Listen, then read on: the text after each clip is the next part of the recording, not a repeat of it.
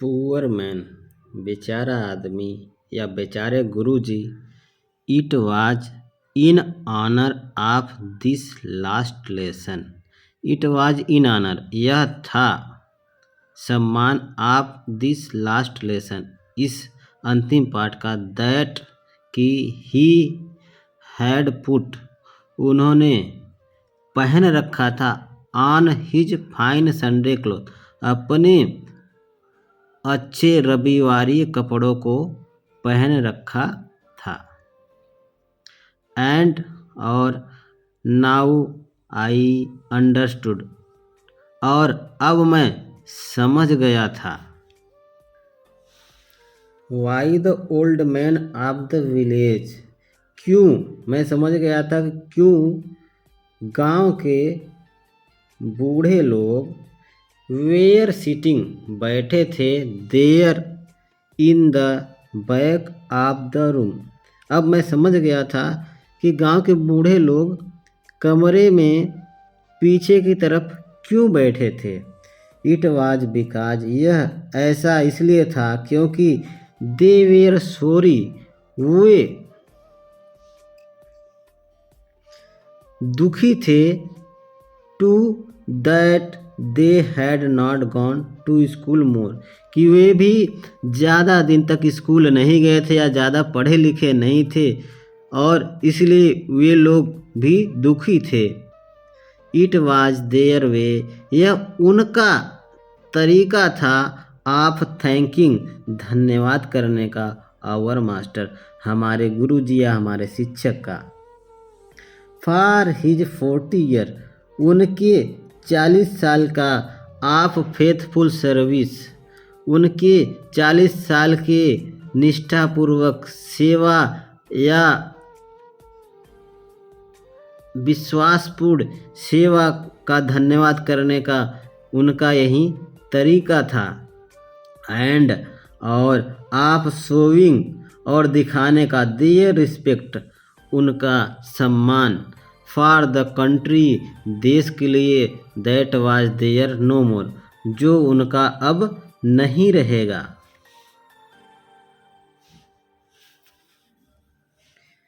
While I was thinking of all this, while जबकि, I was thinking मैं सोच रहा था, ऑफ ऑल दिस इन सभी चीज़ों के बारे में, आई हर्ड मैंने सुना, माई नेम कॉल्ड तभी मेरा नाम बुलाया गया। It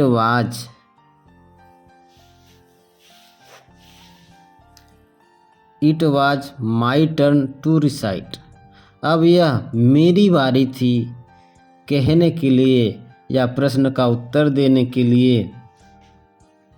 what would I not have given to be able to say that dreadful rule for the participle. It was my turn to recite, यह मेरी बारी थी पार्टिसिपल के बारे में, पाठ को सुनाने की। What would I not have given to be able, जिसका मैं सुनाने के योग्य था।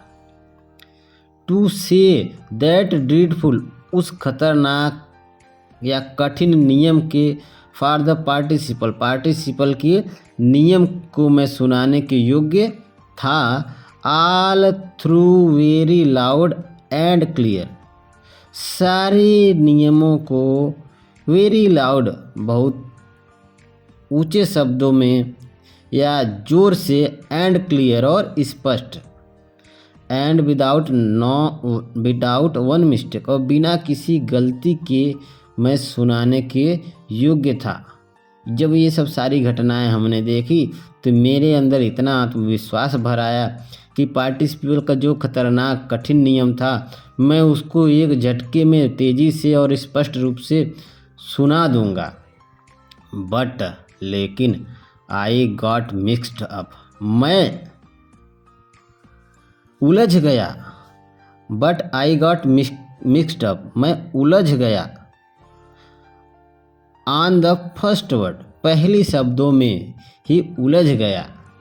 एंड स्टूड देयर, और वहीं पर खड़ा रहा। पहले ही बता दिया गया था, इनको पार्टिसिपल का एक शब्द भी नहीं पता था। लेकिन जब ये सारी घटनाएं सुनी और देखा कि आज हमारा अंतिम पाठ है, एमएमएल जाएंगे हमें छोड़कर, तो इनके अंदर इतना विश्वास आ गया फ्रेंच के अंदर कि पार्टिसिपल के नियम को बहुत आसानी से स्पष्ट रूप में सुना पाऊंगा। लेकिन जब मैं खड़ा हुआ तो पहले ही शब्दों में मैं उलझ गया, भूल गया शब्दों को, और स्टूड देयर, खड़ा रहा, holding on to my desk, अपने डेस्क को पकड़े हुए मैं खड़ा रहा। माई हार्ट बीटिंग, मेरा हृदय धड़क रहा था, मेरा हृदय धड़क रहा था। And not daring to look up, और मेरे पास हिम्मत नहीं थी टू लुक अप, ऊपर देखने की। अपना सिर झुकाए हुए डेस्क पे खड़ा रहा।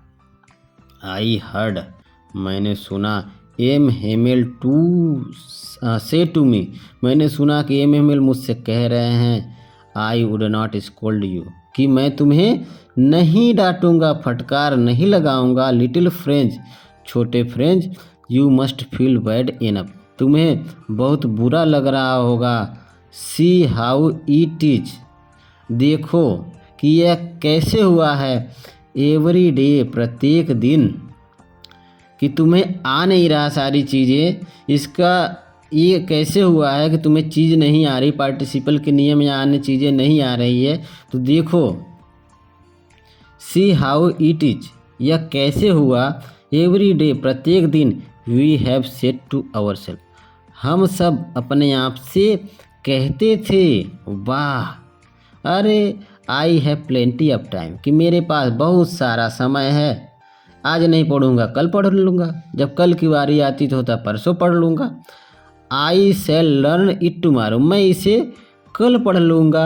एंड नाउ यू सी, और तुम देखो, where we have come out, कि हम लोग आज किस स्थिति में है या कहाँ पहुँच गए हैं। जो आज की बातें कल पे टाल देते थे हम लोग, और यही करते करते आज ऐसा समय आया है कि अब हमें फ्रेंच भाषा नहीं पढ़नी पड़ेगी और दूसरी भाषा पढ़ाई जानी है।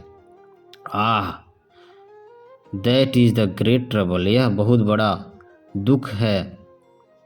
विथ अल्सासी, अल्सासी के साथ, अल्सासी जो शहर है, अब यहाँ पे जर्मन भाषा पढ़ाई जाएगी, फ्रेंच भाषा आज से ख़त्म। तो यह बहुत बड़ा दुख की बात है, बहुत बड़े दुख की बात है अल्सासी की और अल्सासी के लोगों के लिए। She puts off learning till tomorrow, कि यहाँ के लोग, सी पुट्स, यहाँ अल्सासी के लोग, पुट्स ऑफ लर्निंग, सीखने का काम टाल देते हैं, टिल टुमारो, कल पे, कि आज नहीं सीखेंगे कल सीखेंगे, आज नहीं पढ़ेंगे कल पढ़ेंगे। Now those fellow out there will have to write to say to you. Now those fellow out, अब आगे आने वाले लोग, देयर यहाँ पे विल हैव टू राइट, उनके पास अधिकार होगा, टू से यू, टू, तुम, टू से टू यू, आप लोगों से या आपसे कहने के लिए कि अब आप लोग क्या करेंगे, जर्मन भाषा पढ़ेंगे। तो अब कल से जो लोग आएंगे वह अपना आदेश आप लोगों को सुनाएंगे। Now do, how is it you pretend, तुम किस प्रकार बहानेबाजी करते थे, बहाना बनाते थे, टू बी फ्रेंचमैन, कि तुम क्या हो, फ्रांस के आदमी हो, फ्रेंच के आदमी हो तुम लोग। How is it you pretend, तुम कैसे कह सकते हो, कैसे बहाना बना सकते हो कि टू बी फ्रेंचमैन, कि तुम एक फ्रांसीसी आदमी, फ्रेंच बोलने वाले आदमी हो, फ्रेंच जानने वाले, and yet you can neither speak, और तुम बोल भी नहीं सकते हो फ्रेंच की भाषा, ना राइट योर ओन लैंग्वेज, और अपनी जो फ्रांसीसी भाषा है, फ्रेंच भाषा है, उसको बोल भी नहीं सकते हो, ना तुम लिख सकते हो। तो तुम लोग कैसे कह सकते हो कि तुम लोग फ्रांस के निवासी हो। बट, लेकिन, you are not the worst, इसमें तुम ही बुरे नहीं हो। पुअर लिटिल फ्रेंच, छोटे बच्चे French, we have all a great deal to reproach our self, self with we all have great deal, हम लोग सभी लोग क्या हैं, डील टू रिप्रोच दोषी हैं, आवर सेल्फ इस तुम्हारे साथ साथ हम लोग भी इस बात के दोषी हैं कि हम तुम्हें न फ्रेंच भाषा सही से पढ़ा पाए, न तुम लोग फ्रेंच भाषा सही से सीख पाए। इसके लिए केवल तुम ही दोषी नहीं हो, तुम्हारे साथ साथ हम लोग भी इस कार्य के लिए दोषी हैं। Your parents were not anxious enough to have you learn, तुम्हारे माता पिता वेयर नॉट एंशियस उत्सुक नहीं थे, इनफ ज़्यादा उत्सुक नहीं थे, टू हैव यू लर्न कि तुम्हारी पढ़ाई लिखाई को लेकर तुम्हारे माता पिता भी ज़्यादा उत्सुक नहीं थे। They preferred to put you work on a farm or at the mill, they preferred वह चाहते थे, टू पुट यू तुम्हें भेज देना, पढ़ाई के अलावा वो इस चीज़ में रुचि रखते थे, टू पुट यू तुम्हें भेज दे, टू वर्क काम पर, ऑन ए फर्म किसी आरा मिल में, अथवा एट द मिल्स या किसी कारखाने में। पढ़ाई के सिवा तुम्हारे माता पिता यह चाहते थे कि तुम चले जाओ किसी आरा मिल में या किसी कारखाने में कार्य करने के लिए। So as to have a little more money, ताकि उन्हें थोड़े अधिक पैसे प्राप्त हों। एंड आई और मैं भी इस बात का दोषी हूँ। I have been to blame also, मैं भी इस कार्य के लिए दोषी हूँ कि मैं तुम्हें फ्रेंच भाषा सिखा नहीं पाया, पढ़ा नहीं पाया। इसके लिए तुम्हारा माता पिता भी दोषी है। पढ़ाई लिखाई के अलावा वे चाहते थे कि तुम किसी कारखाने में काम करने चले जाओ ताकि तुम्हें कुछ पैसे उनको कुछ पैसे मिले, और उनके साथ साथ मैं भी अपने आप को दोषी मानता हूँ। Have I not often sent you, क्या मैं तुम्हें नहीं भेजता था? टू वाटर, प्रायः मैं भी भेज देता था। टू वाटर माई फ्लावर्स, जो मेरे बाग में बगीचे में फूल लगे हुए हैं उनको पानी देने के लिए। Instead of learning your lesson, तुम्हारा पाठ पढ़ाने के बदले मैं तुम्हें भेज देता था पौधों में पानी देने के लिए।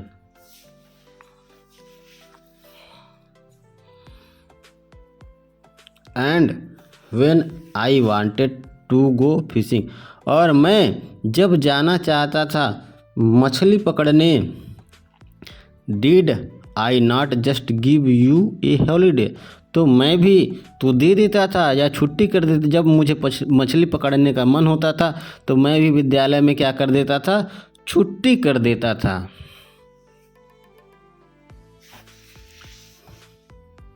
Then from one thing to another thing, और इस प्रकार एक चीज़ से दूसरी चीज़ तक। M Hamel went on to talk, M Hamel बात करते रहें of the French language, French language के भी बारे में, या फ्रेंच लैंग्वेज में एक चीज़ से लेकर दूसरी चीज़ के बारे में बात करते रहे। सेइंग, कहते हुए, दैट कि it was the most beautiful, कि यह बहुत ही खूबसूरत लैंग्वेज इन द वर्ल्ड, यह बहुत ही खूबसूरत भाषा है। एमएमएल फ्रेंच भाषा के बारे में बात कर रहे थे कि यह दुनिया में सबसे खूबसूरत भाषा है। द क्लियरेस्ट, स्पष्ट भाषा है।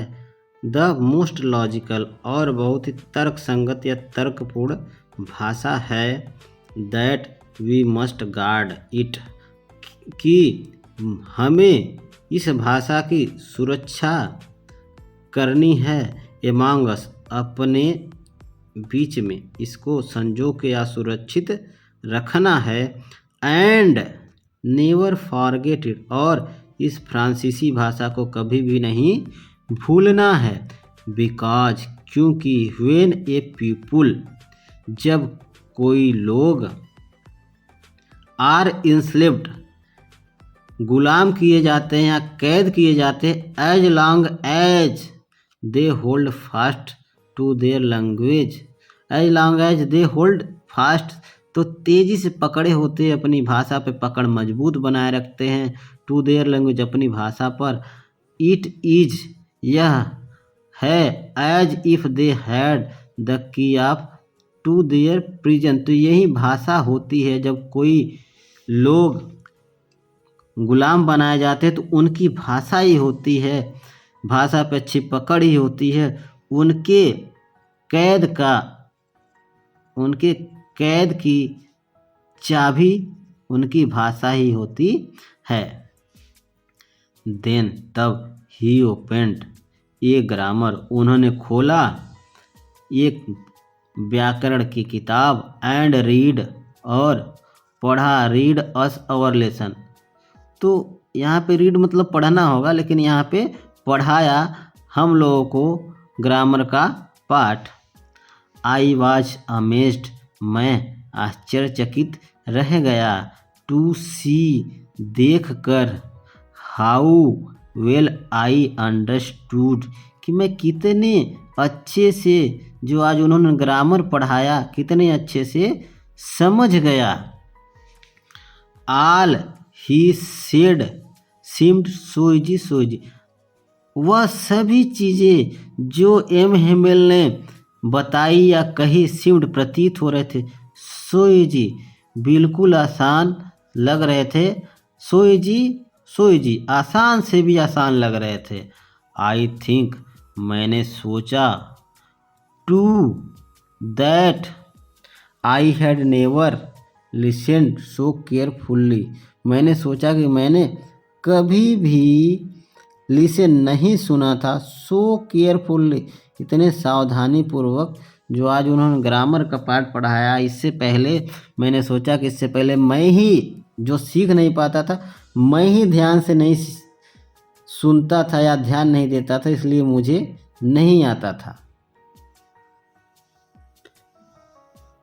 That he never explained everything, और ही नेवर एक्सप्लेन्ड, कभी भी उसने विस्तार पूर्वक, everything with so much patience, और इतने धैर्य के साथ उन्होंने कभी समझाया भी नहीं था सारी चीज़ों को। इट सीम्ड, ऐसा लग रहा था, ऐसा प्रतीत हो रहा था, almost as if the poor man, यह असहाय आदमी, बेचारे हमारे शिक्षक, हमारे गुरुजी, वांटेड टू गिव अस, देना चाहते थे हमें, ऑल ही न्यू, जो वे सारी चीज़ें जानते थे। आज वो ऐसा प्रतीत हो रहा था कि आज सभी चीज़ों को हम लोगों को देना चाह रहे थे, बिफोर गोइंग अवे, यहाँ से जाने से पहले, एंड, और, टू पुट इट, और इसको रखना चाह रहे थे, ऑल इनटू आवर हेड्स, हमारे दिमाग में, हमारे मस्तिष्क में, एट वन स्ट्रोक, एक ही झटके में या एक ही बार में सारी चीज़ों को हम लोगों के दिमाग में रखना चाहते थे। आफ्टर ग्रामर, व्याकरण के बाद, we had a lesson in writing, हम लोगों को दिया गया, एक पाठ दिया गया, इन राइटिंग, लेखन पर, दैट डे, उस दिन, M Hamel had new copies, M Hamel लाए थे नई कापियाँ, फॉर अस, हम लोगों के लिए उस दिन एम हेमेल नई कापियाँ लाए थे, रिटेन इन ब्यूटीफुल, लिखा गया था, इन ब्यूटीफुल, खूबसूरत, राउंड हैंड, वर्गाकार हस्तलेख लिखा हुआ था, या गोलाकार आकृति में लिखा हुआ था, हस्तलेख, हाथों से लिखा गया था कापी पे। क्या लिखा गया था? फ्रांस अल्सास लिखा गया था, France Alsace. They looked like, वह दिख रहे थे, लिटिल फ्लैग, छोटे झंडों की तरह, फ्लोटिंग, लहरा रहे थे, एवरीवेयर, हर जगह, in the school room, school के प्रत्येक कमरे में, लहरा रहे थे, जो कॉपी पे फ्रांस अल्सास लिख के लाए थे, छोटे झंडे की तरह प्रतीत हो रहे थे। और स्कूल में